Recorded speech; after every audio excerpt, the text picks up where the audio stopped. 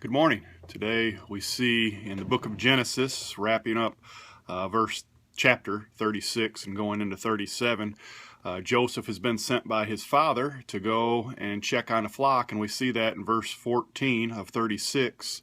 The flock and his brothers, to see how they're doing. He says, "Go and see how your brothers and the flocks are getting along, and come back and give me a report." So Jacob does that very thing. As he heads that way, we pick it up in Genesis 37. His brothers say, "Here comes the dreamer."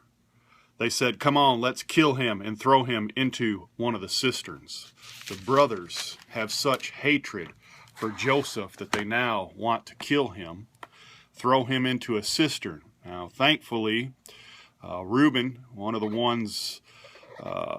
brothers, came to his senses and said, "No, let's not kill him. Let's do something else."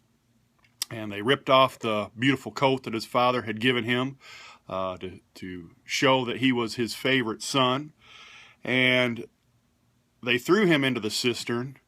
And as they were eating and celebrating that they were going to get rid of their brother, a caravan came along from some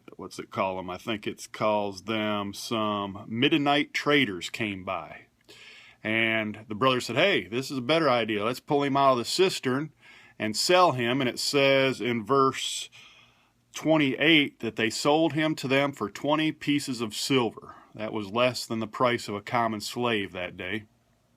And so they're rid of their brother. They killed a goat, put his coat of many colors and dipped it in the blood, took it back to Dad, and said, "Look what we found." Or actually, they sent a message back to their dad. We see that in verse 32 that says, "Look at what we found. Doesn't this robe belong to your son?" They wanted to get the grief out of their father, I guess, before they went back. But they thought, hey, we've gotten rid of Joseph. We're done with him.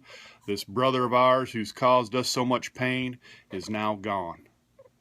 We'll see in later weeks that God had a plan, and God always has a plan. And sometimes his plan takes us through hardships before we get to his plan to be right where he wants us to be. So don't always take bad times in your life as something that is not a plan of God.